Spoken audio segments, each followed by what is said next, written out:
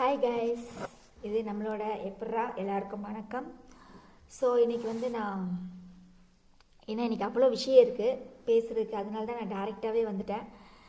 So big பாஸில் என்ன நடந்தது எல்லாத்தையுமே நம்ம டீட்டெயிலாக பார்க்கலாம். இப்போ ப்ரோமோ 1 வரைக்கும் வந்துச்சு இல்லைங்களா, அது வரைக்கும் நம்ம டீட்டெயிலாக நம்ம பார்க்கலாம். ஸோ மஞ்சரியை கேப்டனுக்கு அசிஸ்டண்ட்டாக விஷால் ஒரு பதவி கொடுத்துருப்பாரு. அப்போ மஞ்சரி சொல்லுவாங்க, எனக்கு இந்த இதில் எனக்கு உடன்பாடு இல்லை, இதில் நிறைய கான்ஃப்ளிக்ட் வரும் அப்படின்னு சொல்லிட்டு எனக்கு உடன்பாடு இல்லை அப்படின்வாங்க. ஒருவேளை அந்த இடத்துல முத்து கேப்டன் ஆகி மஞ்சரிக்கு இந்த பதவி கொடுத்துருந்தா ஏற்றிருப்பாங்களா, அதான் என்னோட கேள்வி. சரிங்களா? ஸோ மஞ்சரி விஷால் கூட இருக்கிறதுக்கு விருப்பம் இல்லை. விஷாலுக்கு கேப்டன் அசிஸ்டண்ட்டாக இருக்கிறதுக்கான வாய்ப்புகள், அதாவது விருப்பம் இல்லைன்னே சொல்லலாம், அந்த அளவுக்கு தான் அவங்க சொல்லியிருந்தாங்க. அதே ஒருவேளை அந்த இடத்துல ஜாக்லினோ இல்லை முத்துவோ வேறு யாராவது கேப்டன்ஷிப்பு வின் பண்ணியிருந்தாங்க அப்படின்னா, கண்டிப்பாக அந்த மாதிரி ஒரு போஸ்டிங் கொடுத்துருந்தாங்க அப்படின்னா மஞ்சரி கண்டிப்பாக அங்கே போகிறதுக்கான வாய்ப்புகள் இருக்குது. விஷால் கூட அவங்களுக்கு கேப்டன் அசிஸ்டண்ட்டாக இருக்கிறதுக்கான விருப்பம் இல்லையாமா. சரி, ஓகே. அப்புறம் பெரிய பிரச்சனை ஒன்று போயிட்டுருக்கு ஜாக்லினுக்கும் சௌந்தர்யாவுக்கும். ஐயோ சாமி, சவுண்டு சும்மா இல்லாமல் நாமினேஷனில் ஜாக்கு சொல்லிடுறாங்க எவிக்ஷன் ப்ராசஸ்க்கு. ஐயோ இந்த ஜாக்லின் ஒரே அழுகப்பா, சரியான அழுக. இல்லை, நான் ஒன்று தெரியாமல் தான் கேட்குறேன் கைஸ்.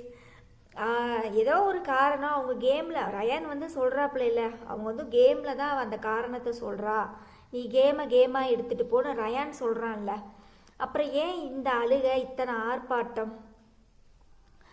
ஏஞ்சல்ஸ் அண்ட் டிமாண்ட்ஸில் மொதல் தடவை சொல்லியிருப்பாங்க, நான் ஒழுங்காக பண்ணலை, சௌந்தர்யா நல்லா பண்ணல, நான் கம்மியாக பண்ணியிருப்பேன் அப்படின்னு சொல்லியிருப்பாங்க. சரி, அவனே சௌந்தர்யா தான் சரியாக பண்ணலன்னு சொல்லி ஓட் போட்டு ஜெயிலுக்கு அனுப்புவாங்க. அப்போ பார்த்தீங்கன்னா ஜாக்லின் இல்லை, நான் தான் கம்மியாக பண்ணேன், சௌந்தர்யா நல்லா தான் பண்ணா அப்படின்னு சொல்லி அவங்களும் ஜெயிலில் போய் உட்காருவாங்க. அப்புறம் last and angel demands and டாஸ்கில் முடியும் போது ஒரு ஓட்டிங் லிஸ்ட் நடத்தியிருப்பாங்க, யார் நல்லா பண்ணியிருக்கா அப்படின்னு. அப்போ ஜாக்லின் சௌந்தர்யாவை சொல்லியிருப்பாங்க, சௌந்தர்யா என்னையை விட கம்மியாக தான் பண்ணியிருக்கா அப்படின்னு சொல்லியிருப்பாங்க. ஸோ அப்போ சௌந்தர்யா நீ ஏன் என்னை அப்படி சொன்னேன்ல அவங்க கேட்கவே இல்லைன்னா அவங்க கேமாக எடுத்துகிட்டு போயிட்டாங்க. இப்போ ஜாக்லின் ஏன் இவ்வளோ ஒரு அழுகை, இவ்வளோ ஒரு சீன் கிரியேஷன், இதெல்லாம் எதுவுமே தெரியல. ஜாக்லினோட ஃபேவரட்டிசம் யாராவது இருந்தீங்கன்னா தயவுசெய்து என்னை மன்னிச்சுக்கோங்க. சௌந்தர்யாவும் அவங்க ஜாக்லினோட ஃப்ரெண்ட்ஷிப்காக நிறைய இடத்துல சப்போர்ட் பண்ணியிருக்காங்க. ஜாக்லினும் சௌந்தர்யா ஃபீல் பண்ணும்போதெல்லாம் நிறைய இடத்துல சப்போர்ட் பண்ணியிருக்காங்க. ஸோ ரெண்டு பேர்த்துக்குள்ளேயுமே ஃப்ரெண்ட்ஷிப் அப்படிங்கிற மோடு இன்னும் இருக்கத்தான் செய்யுது. ஆனால் கேமுன்னு வரும்போது ஒருத்தரை குத்தும்போது அது வலிக்குது, வேற ஒன்றுமே இல்லை கைஸ். சரியா? இதை ஜாக்லின் ஒரு பெரிய விஷயமா எடுத்துகிட்டு போகணும்னு அவசியமே இல்லை. அவங்க என் ஃப்ரெண்டுனா நாமினேஷன் பண்ணக்கூடாதா அப்படிங்கிறாங்க, சரியான கேள்வி தான். சரியா? அந்த டாமினேஷன், அதாவது இவங்களுக்கு ஒன்றுனா நம்ம போகிறோமோ, அந்த டாமினேஷனுக்குள்ளே நம்ம போயிட்டோமோன்னு அவங்க சௌந்தர்யா பயப்படுறாங்க. அதனால் கேமை அஃபெக்ட் பண்ணுமோன்னு பயப்படுறாங்க, வேற ஒன்றுமே இல்லை. அவங்களுக்கு அதை எக்ஸ்போர்ட் பண்ண தெரியல, சௌந்தர்யாவுக்கு அதை எப்படி சொல்கிறதுன்னு தெரியல. அவங்களுக்கு தோணுன விஷயத்த அவங்க அப்படியே சொல்கிறாங்க. உடனே சௌந்தர்யாவுக்கு நான் பிஆர் டீம்லாம் கேட்டுறாதீங்க, நான் ரெண்டுக்குள்ளே பொதுவான விஷயத்த தான் பேசுகிறேன். ஸோ ஜாக்லினும் ஒவ்வொரு இடத்துல சௌந்தர்யாவை நாமினேஷன் பண்ணுறதா இருந்தாலும் சரி, இல்லை ஏதாவது ஒரு குறை சொல்கிறதா இருந்தாலும் சரி, இல்லை ஏதாவது முன்னாடி சொல்லியிருக்காங்க, சௌந்தர்யாவே குறை சொல்லியிருக்காங்க. ஜாக்லினை சௌந்தர்யா இப்போ தான் முதல் தடவை நாமினேஷன் பண்ணுவாங்களாட்டு இருக்குது. அதனால் ஜாக்லினால் அதை பொறுத்துக்க முடியல. ஸோ இதுக்கு ஒரு முடிவு எண்டு கார்டு போடணும் அப்படின்னா கண்டிப்பாக கேமாக பாருங்கள். சௌந்தர்யாவாக இருந்தாலும் சரி, ஜாக்லினாக இருந்தாலும் சரி, யாராக இருந்தாலும் கேமாக பாருங்கள். அப்போ தான் பார்க்குற வெளியில் இருக்கிற ஆடியன்ஸுக்கும் நல்லாயிருக்கும். சும்மா ஃப்ரெண்ட்ஷிப்புன்ற மோடை கொண்டு அழுதுகிட்டு செஞ்சுக்கிட்டு சீன் கிரியேட் பண்ணிக்கிட்டு இதெல்லாம் தேவையில்லாத வேலை. சரியா? ஓகே, அந்த பிரச்சனை முடிஞ்சுங்களா? ஸோ ப்ரோமோ 1 இன்னைக்கு பார்த்தீங்கன்னா தெரியும், ராணுவுக்கு அடிபட்டிருக்கு அப்படின்னு சொல்லி ஹாஸ்பிட்டலில் இது பண்ணியிருக்காதா சொல்கிறாங்க. ஆக்சுவலாக என்ன நடக்குது அப்படின்னா, மொத்தம் ஏதோ டீம் மாதிரியாக பிரித்து இந்த கன்வேயன் லேயரா அந்த டாஸ்க்கை விளையாண்டுருக்காங்க. அந்த கன்வேயர் பெல்ட் டாஸ்கில் 5 டீமாக பிரிச்சிருக்காங்க. அதில் ஒரு டீம் வந்து blue, pink colour, blue colour, red colour, இந்த மாதிரி 5 டீமாக பிரிச்சிருப்பாங்களாட்டிருக்கு, எல்லோ கலர் அப்படின்னு. இதில் ராணா வந்து ப்ளூ டீம் மாட்டிருக்குது, ஜெஃப்ரி வந்து வேறு டீம் மாட்டிருக்குது. ஸோ ஏதோ ஒரு கல்லை எதையோ வந்து மறைச்சி திருட பார்க்குறாங்க. அதை கிளியரன்ஸாக எனக்கு தெரியல, எனக்கு லைவில் பார்த்தா தான் அது தெரியும் என்ன அப்படிங்கிறது. அப்போ பார்க்கும்போது பார்த்தீங்கன்னா ஜெஃப்ரி வந்து பவித்ரா வந்து அதை மறைச்சி இப்படி வைக்கிறாங்க.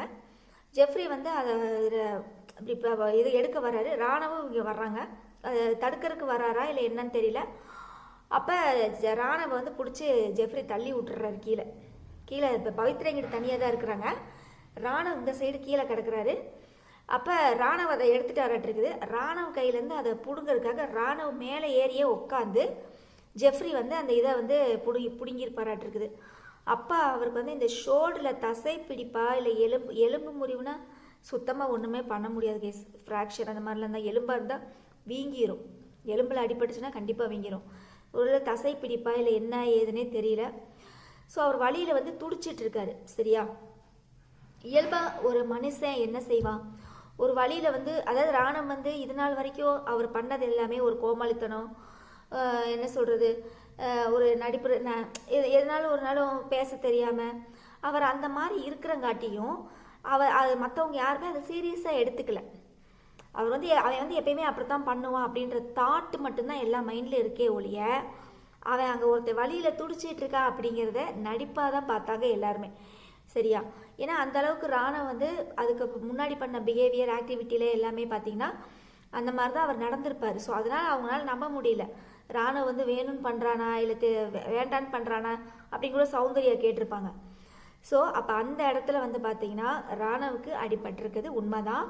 ஆனால் அன்ஷிதா எல்லாருமே, ஜெஃப்ரி முதற்கொண்டு டே அவன் நடிக்கிறான், அன்ஷிதா அங்கேருந்து டே அவன் நடிக்கிறான்டா, அவன் நடிப்புக்காரன், அவன் நடிக்கிறான், அதெல்லாம் பேசவே கூடாது. ஒருத்தர் வழியில் துடிக்கிறானா முதல்ல கிட்ட போய் என்னன்னு பார்க்கணும்.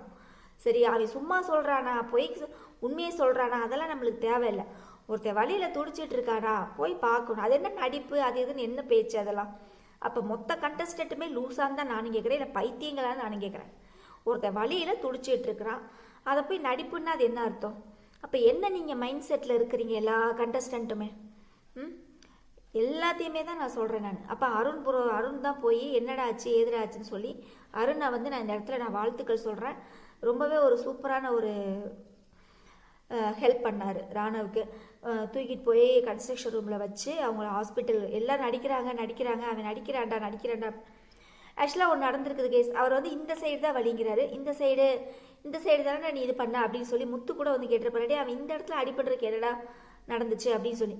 அப்போ எதுவுமே நம்மளுக்கு கிளியர் கட்டாக தெரியல. ஆனால் அடிபட்டிருக்கிறது உண்மை, ஆனால் இந்த சொல்கிறா அப்படிங்கிறது தெரியல. சரியா, எதையுமே நம்ம பார்த்துட்டு தான் நம்ம பேசுகிறோம், ஆனால் அடிபட்டது என்னமோ உண்மை தான். ஸோ பிக் பாஸ் வந்து ஹாஸ்பிட்டல் கூட்டிகிட்டு போகிறோம் அப்படின்னு சொல்லியிருக்காங்க. ஸோ எல்லாருமே அப்படியே ஷாக் ஆகி நிற்கிறாங்க, ஹாஸ்பிட்டல் போகிற அளவுக்கு அடிபட்டுருச்சா அப்படின்னு சொல்லி. அதாவது ஒன்று தாங்க, இந்த கண்டஸ்டண்ட்டை பொறுத்தளவு டாஸ்காக விளையாடுங்கடா, இப்போ பர்சனல் விஜிலன்ஸை வந்து உள்ளே கொண்டு வராதிங்க.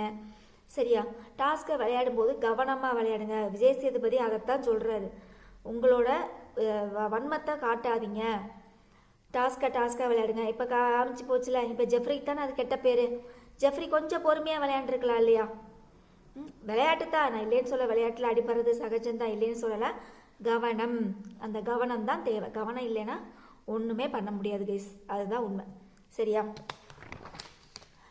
அதுக்கப்புறம் இந்த 2 இன்சிடெண்ட் ஒன்று நடந்தது. அதாவது ஆனந்தி வந்து வெளியில் வந்துக்கிட்டு ரொம்ப ஓவராக பேசிகிட்டு இருக்கிறாங்க. அப்புறம் அந்த அருணோட லவ்வரா, அவங்க பேர் யார், அர்ச்சனா, அவங்க வந்து அருணுக்கு ஃபேவராக இப்போ ஒரு வீடியோ போட்டிருக்காங்க. அதாவது அருணை வந்து நீங்கள் எல்லாம் டார்கெட் பண்ணுறீங்க, அருண் வந்து சொன்னதில் தப்பே இல்லை, அவர் வந்து ஒரு வீட்டில் எதுக்கு லேபர், வீட்டில் எல்லோரும் சமம் தானே அப்படின்னு சொல்லி அந்த காரணத்துக்காக தான் சொன்னார். நீங்கள் அதை தப்பாக ப்ரொஜெக்ட் பண்ணி விஜய் சேதுபதியோட ஹோஸ்ட்டை தப்பாக பேசுகிறாங்க, எல்லாத்தையுமே தப்பாக பேசுகிறாங்க, அதை வேறு விதமாக காமிச்சிட்டாங்க அப்படிங்கிறாங்க. ஐயோ கடவுளே, இது இந்த லேபரு ஸ்கில்டு லேபரு தான் நான் சொல்லலையா, தீபக் வாயில் விளக்கணையை தான் ஊற்றணும். எந்த நேரம் அந்த வார்த்தையை சொன்ன போச்சோ அது ஒரு பிரச்சனையாகவே ஆகிப்போச்சு. இந்த ஆனந்தி மேட்ருக்கு வரேன். ஆனந்தி வந்து சௌந்தர்யா வந்து பேசுறதுக்கே விருப்பம் இல்லையாமா அப்படிங்கிறாங்க. நான் ஒன்று கேட்குறேன் கைஸ், உனக்கு அவங்கள மாதிரி பண்ண தெரியலனா ஓப்பனாக சொல்லிட்டு போ. பிஆர் டீம் வச்சுருக்காங்க, அந்த டீம் வச்சுருக்காங்க, இந்த டீம் வச்சுருக்காங்கல்ல, ஆனந்தியை நீங்கள் எது குறை சொல்லிகிட்டு இருக்கிறீங்க? இது சௌந்தர்யாவை அவங்க என்னமோ பண்ணிட்டு போகிறாங்க. அந்தளவுக்கு உங்களுக்கு ஓட்டு வரலைன்னா ஒன்றும் பண்ண முடியாது. நீங்கள் அந்தளவுக்கு அப்படி தான் கேம் விளையாண்டுருக்குறீங்க. எல்லாத்தையும் பற்றி புறணி பேசிகிட்டு இருக்கிறீங்க. சௌந்தர்யா அந்த மாதிரி பண்ணவே இல்லை. யாரையும் பற்றிலாம் புறணிலாம் பேசலை. சரியா? அவங்க கேமை அவங்க ரியாக்ஷனில் அவங்க விளையாண்டுட்டுருக்குறாங்க, அவ்வளோதான்.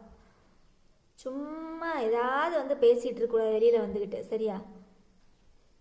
Bye guys. நீ ப்ரோமோ 2 ப்ரோமோ 3லாம் வரும், நம்ம அடுத்தடுத்து நம்ம பார்க்கலாம். ஓகேவா? ஸோ ராணா நல்லா இருக்காரு. என்னமோ பிக் பாஸ்க்கு வந்துட்டால் தான் சொல்கிறாங்க. என்னமோ 3 வாரம் பெட் ரெஸ்ட்டில் தான் இருக்கணும், ஆனால் எந்த ஒரு டாஸ்க்கு விளையாடக்கூடாது அப்படிங்கிறாங்க. இது எந்த அளவுக்கு உண்மையாக என்ன அப்படிங்கிறது தெரியல. நம்ம அடுத்த வீடியோவில் பார்க்கலாம். ஓகேவா? பாய்.